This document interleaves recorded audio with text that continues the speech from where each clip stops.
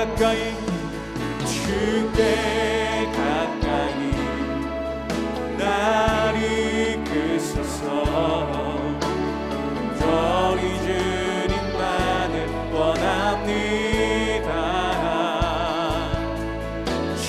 채워주소서. 주의 사랑은 신선한 찬양들을 수 있도록 목마른 나의 영혼 주를 부르니 나의 맘 만져 주소서. 주님만을 원합니다. 더 원합니다. 나의 맘 만져 주소서. 목마른 나의 영혼 목마른 나의 영혼 주를 부르니 나의 맘 만져 주소서. 주님만을 원합니다. 더 원합니다. 나의 맘 만져 주님만을 원합니다. 주님만을 원합니다. 더 원합니다. 나의 맘 만져 주소서.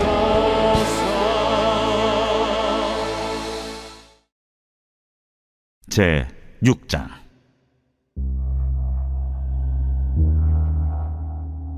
여호와께서 모세에게 말씀하여 이르시되 이스라엘 자손에게 전하여 그들에게 이르라. 남자나 여자가 특별한 소원 곧 나실인의 소원을 하고 자기 몸을 구별하여 여호와께 드리려고 하면 포도주와 독주를 멀리하며 포도주로 된 초나 독주로 된 초를 마시지 말며 포도즙도 마시지 말며 생포도나 건포도도 먹지 말지니 자기 몸을 구별하는 모든 날 동안에는 포도나무 솟아는 씨나 껍질이라도 먹지 말지며 그 소원을 하고 구별하는 모든 날 동안은 삭도를 절대로 그의 머리에 대지 말 것이다.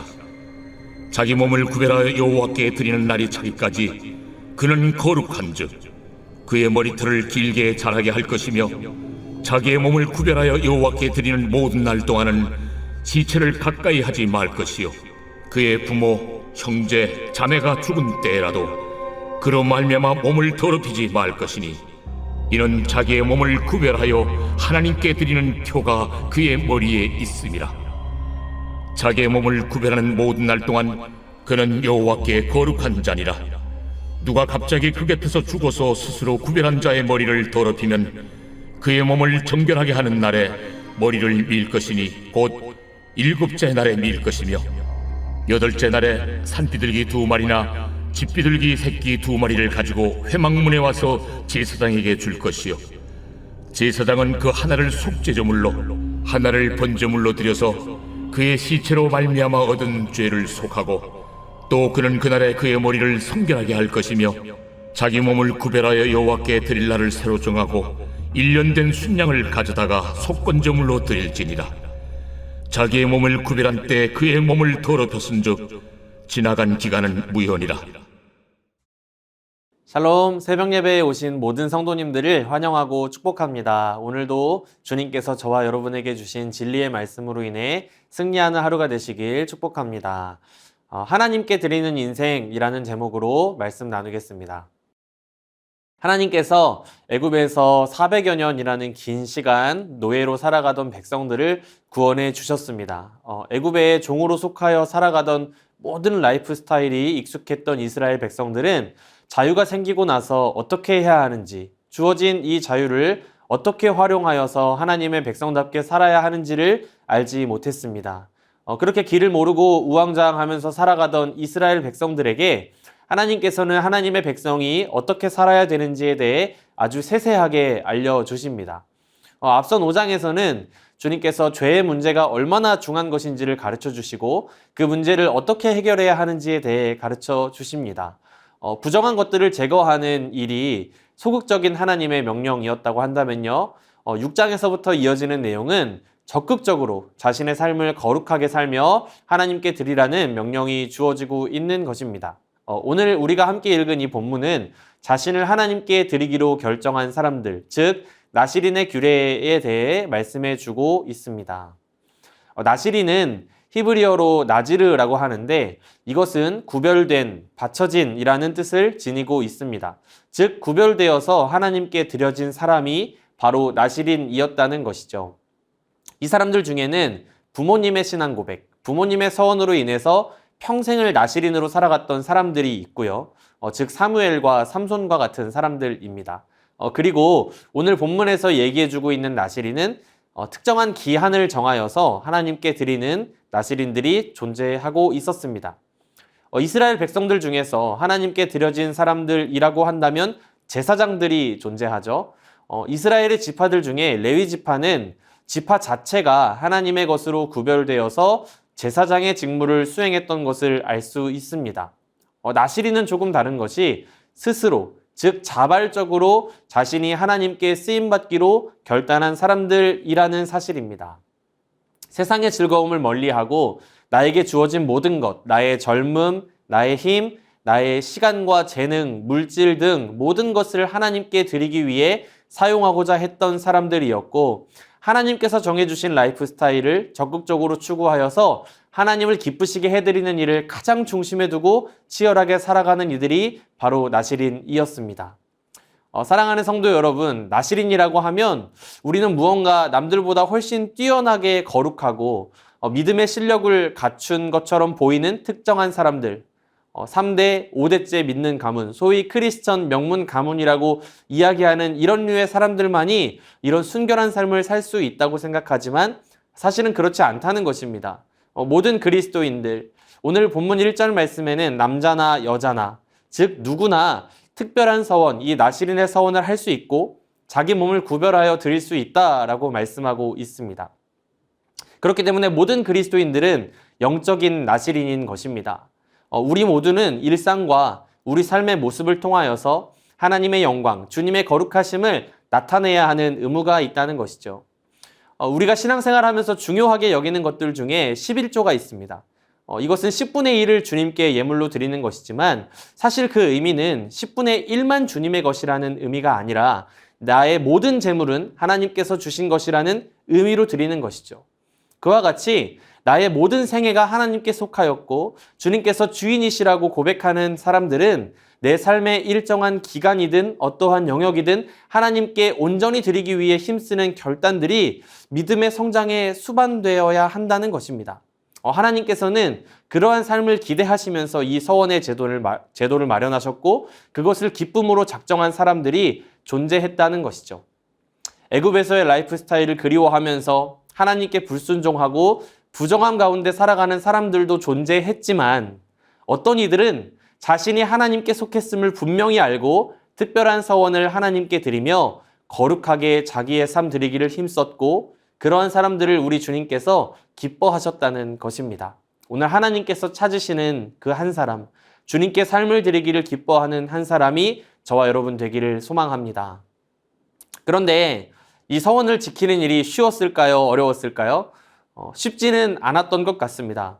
나시린이 반드시 금해야 하는 3가지가 있었는데요. 그것은 바로 첫 번째로 포도주와 독주를 금하는 일이었고 두 번째는 삭도를 머리에 대지 않는 것, 즉 머리를 자르지 않는 일이었고 세 번째는 시체를 접해서는 안 되었습니다.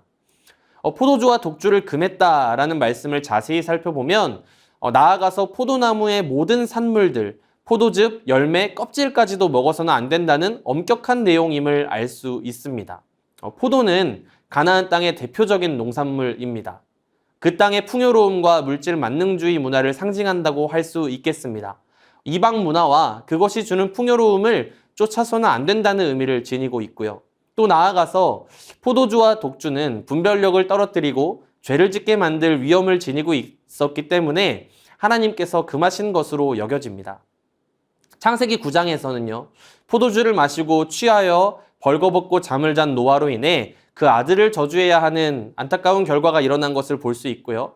레위기 10장에서는 아론의 아들 나답과 아비후가 여호와께 다른 불을 드렸다가 죽음을 당한 사건이 등장하는데 하나님께서 그 사건 직후에 아론에게 이렇게 말씀을 하십니다. 제사장이 회막에 들어갈 때 포도주나 독주를 마시지 말아라. 그래서 죽음을 면하라 라고 말씀하신 것을 미루어 봤을 때 아마도 그 아들들이 술을 마신 상태에서 흐려진 분별력으로 성소에 들어갔으며 다른 불을 드리게 되므로 죽임을 당하게 되었음을 예측할 수 있습니다.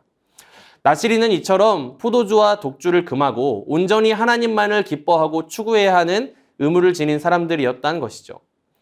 또 나시린은 삭도를 대지 말아야 했습니다. 길게 자란 머리는 보면 바로 티가 났겠죠. 나시린이 걸어가면 사람들은 그가 하나님께 드려진 사람이었음을 알 수 있었을 것입니다. 아, 저 사람은 지금 나시린의 서약을 이행하고 있는 사람이구나 하고 생각했다는 것이죠. 하나님께 삶을 드리기로 결단한 사람, 그 중심과 내면이 중요한 것이지만 그의 겉모습과 행위를 통하여서도 하나님께서는 영광받기를 원하셨던 것 같습니다. 마지막으로 그는 시체 가까이에 가서는 안 되었습니다. 하나님은 생명의 하나님이시죠. 그렇기 때문에 죽음은 그분과 정반대되는 가장 멀리 떨어져 있는 것이며 그 죽음과 접촉한다는 것은 굉장히 심각하게 부정해지는 일이었다고 할 수 있습니다. 심지어 부모나 형제, 누이가 죽어도 시신에 가까이 갈 수가 없었습니다. 만지지 말라는 수준이 아니라 시체와 한 지붕 아래에 있어서는 안 된다는 뜻이었기 때문에 굉장히 엄격한 기준이었죠. 심지어 제사장은 시체를 만져서는 안 된다는 동일한 기준이 있었음에도 직계가족의 장례는 집행할 수 있었지만 나시린은 불가능했습니다. 금주에 관한 규정도 마찬가지입니다. 제사장은 직무를 행할 때만 금주가 요구되었지만 나시린은 철저히 금지되었다는 것이죠. 이것을 살펴볼 때 여러분 어떤 생각이 드십니까? 아, 하나님께 삶을 드린다는 것은 너무나 엄격하고 피곤한 일이며 누구나 할 수 있는 일은 아니구나 하는 두려움이 드실 수 있습니다. 그러나 이 모든 규례에 나타난 하나님의 뜻이 정말 그리스도인이라고 한다면 세상의 모든 즐거움과 일상의 기쁨, 관계들을 다 멀리하고 혼자 모든 것들을 떠나서 하나님만 바라보라는 뜻일까요? 그렇지 않다는 것이죠. 하나님께서 원하시는 것은 그분을 향한 온전한 사랑과 헌신입니다. 나의 주인 되시는 하나님과 교제하는 일을 너무 사랑하는 사람, 그분의 말씀을 묵상하고 그 안에 거하는 일이 너무 좋아서 얼마든지 세상의 즐거움을 버릴 수 있는 정도의 수준까지 되기를 바라시는 것이죠. 일정 기간을 정하여 하나님께 드리지만 모든 인생을 주님께 드리는 것을 기뻐할 수 있는 사람. 나시린, 나 자신이 주인 되어서 내가 원하는 대로 모든 것을 컨트롤하며 살아가는 이 세상 가운데 기꺼이 나 자신을 주님께 드리는 인생이 가장 복되다는 것을 생으로 고백하는 한 사람. 주님께서 그 한 사람을 찾으신다는 것입니다. 세상의 즐거움을 누리는 일 자체가 잘못된 것은 아니지만 그것이 내 삶의 우선순위가 되고 하나님을 누리고 즐거워하는 일은 뒷전이라고 한다면, 그것이 우리의 본성이라고 한다면 기간을 정해서라도 조금은 극단적인 규칙을 수행하면서까지라도 하나님께 삶을 들여보는 경험이 우리에게 유익하지 않을까요? 사랑하는 성도 여러분, 말씀을 정리하겠습니다. 모태신앙으로 목회자 자녀로 교회에서 자랐기 때문에 저는 부모님과 옛날 어른들이 신앙생활을 하셨던 모습이 아직까지 기억에 남아 있습니다. 지금 생각해보면 그렇게까지 하셔야 했나 싶을 정도로 하나님을 열심히 섬기셨던 것 같습니다. 헌금을 하기 위해서 새 돈을 미리 다 바꿔놓으시고 빳빳하게 다려놓고 하나님께 드리시던 일들, 주일에는 돈 쓰는 일까지도 자제하면서 하나님을 예배하는 일에 집중하려고 하시던 모습들, 지금은 너무나 똑똑하게 하나님을 믿는 사람이 많아졌기 때문에 그러한 행위들은 율법적이고 미련한 행위다라고 여겨질 수도 있지만 이것이 우리가 살아가는 이 시대에 어쩌면 필요한 모습은 아닐까요? 애굽에서의 라이프 스타일을 유지하면서 하나님을 섬기는 일을 잘할 수 있다고 믿는 수많은 사람들이 있는 이 시대 가운데 그렇게라도 해서 기간이라도 정해서 극단적인 규칙이라도 정해서 하나님을 높여드리고자 하는 그 중심이 오늘날 우리에게 회복되어야 하는 것은 아닌지 돌아보기를 원합니다. 주님께서는 그 중심을 기뻐하시는 줄 믿습니다. 그것은 나시린 서원의 규정을 지키는 데 실패한 사람을 주님이 어떻게 대하시는지를 보면 알 수가 있습니다. 나시린의 규정을 어기고 부정하게 된 사람들을 주님께서는 책망치 않으시고 정한 속죄제물과 번제물, 속건제물을 드림으로 다시 나실인의 날을 시작할 수 있도록 기회를 주십니다. 하나님께서는 엄격한 행위를 요구하시는 것 같지만 그것을 지켜내는 일 자체보다 그 중심을 기뻐하십니다. 그리고 결국에는 성장하여서 온전히 헌신의 자리를 지킬 수 있도록 우리에게 기회를 주시고 도우신다는 사실을 기억하시기 바랍니다. 2023년 새해에 하나님께 드리기로 한 결단이 있으십니까? 그것이 무엇이든 성경 통독이든 기도의 자리를 지키는 것이든 하나님께 나를 드리는 삶이 가장 복되다 하는 그 중심을 주님께서 기쁘게 받으실 것입니다. 그리고 놀라운 은혜, 갑절의 복을 더하실 줄 믿습니다. 오늘도 주님께 나 자신 드리기를 힘쓰며 승리하는 삶을 사는 저와 여러분이 되기를 간절히 원하고 소망합니다. 이 시간 함께 다음의 기도 제목을 읽고 기도하기를 원합니다. 2023년 하나님께 삶을 구별하여 드리고자 하는 귀한 결단이 새로워지게 하소서. 그리스도인다운 모습, 하나님께서 기뻐하시는 모습으로 매일 변화되는 은혜가 있게 하소서. 거룩을 힘쓰는 일상의 자리에 성령께서 동행하여 주옵소서. 나 자신의 힘을 의지하지 않고 도우시는 주님의 은혜를 의지하여 죄를 이기고 승리하게 하소서. 나의 입술의 모든 말과 마음의 묵상이 주께 연락되게 하소서. 다 함께 기도하시겠습니다.